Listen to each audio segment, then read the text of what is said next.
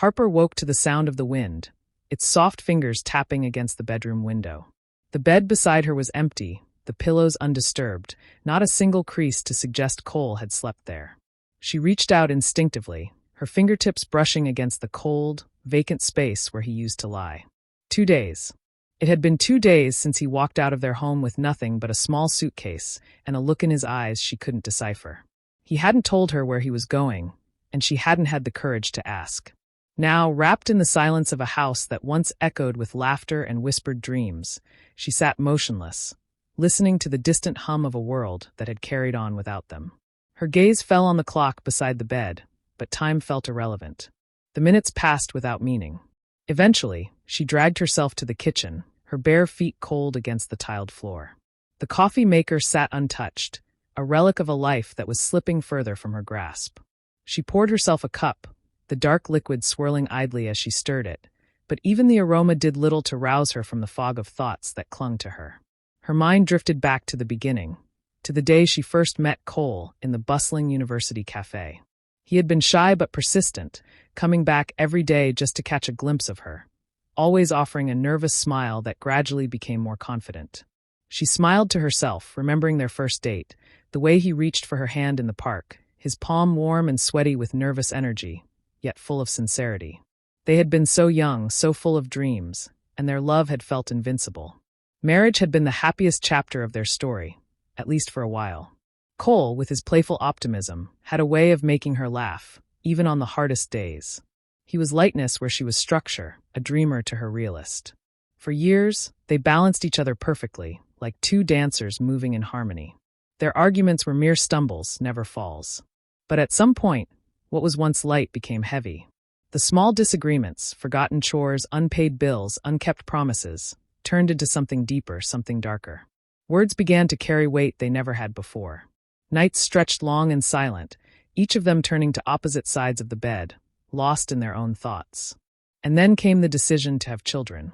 At first, it was exhilarating. They painted pictures of the future together, choosing names, imagining what it would be like to see their love reflected in a child's eyes. But as the months slipped by and the tests continued to return negative, Harper felt the first pangs of fear settle in her chest. She tried to hold on to hope, but with every failed attempt, that hope dwindled. Cole remained steadfast, insisting that they had time, that it wasn't a race. But to her, his reassurances began to sound hollow, as if he couldn't understand the weight of the loss she carried. When the doctors finally confirmed what she had begun to dread, her world cracked open. She couldn't get pregnant. The truth settled into her bones like a cold that would never leave. Cole wanted to talk, to find solutions. "We can adopt, we can try treatments," he had told her, his hands wrapped around hers, eyes pleading. But Harper couldn't meet his gaze. All she could see when she looked at him was everything she had taken from him. If she truly loved him, how could she ask him to give up the dream of fatherhood? The distance between them grew quickly after that. She withdrew, stopped talking about the future, avoided his touch. At first, Cole was patient. He gave her space, let her process, but his patience eventually frayed, unraveling into frustration. "You need to talk to me, Harper," he had exclaimed one evening, his voice rough with exhaustion. "Talk about what, Cole? That I feel like a burden? That every time you look at me, I wonder if you regret choosing me?" "I don't regret anything," he had insisted. "I chose you. But I didn't choose to be like this," she whispered, her voice cracking under the weight of her grief. The fights became frequent after that. Small things, a forgotten date, the sound of an alarm clock, a plate left in the sink, became battlefields.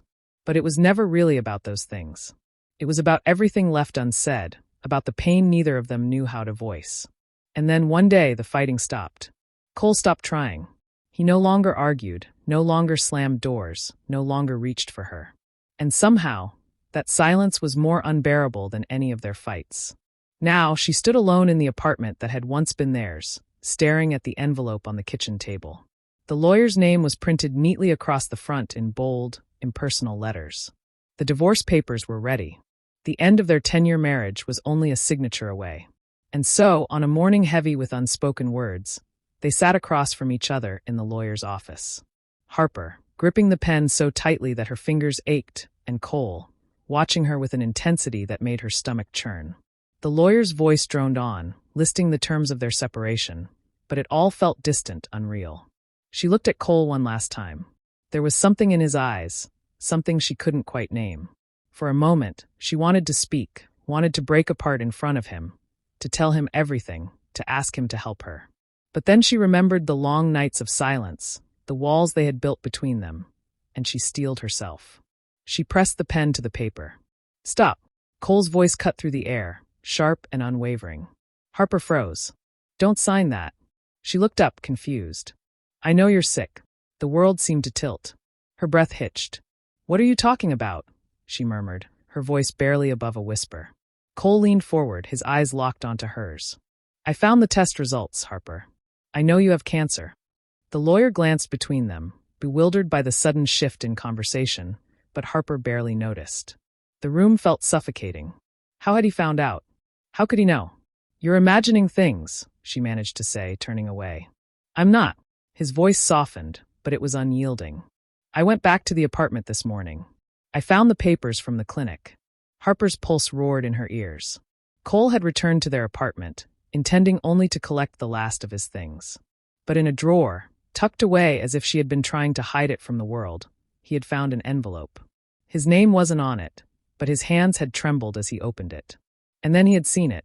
Uterine cancer. The words had knocked the breath from his lungs. He had read them over and over, as if staring long enough would change their meaning. Harper was sick.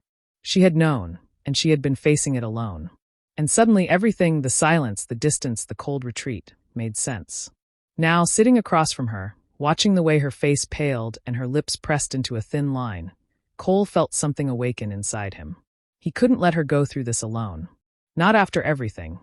Harper closed her eyes, feeling the dam inside her finally break. The tears she had fought so hard to contain now overflowed, spilling down her cheeks in silent surrender. "You shouldn't have gone through my things," she whispered, her voice barely audible. Cole exhaled sharply, running a hand through his hair, frustration and heartbreak woven into his every breath. "And you shouldn't have hidden something like this from me," he shot back, his voice cracking under the weight of his emotions. "My God, Harper, did you really think I would let you go through this alone?"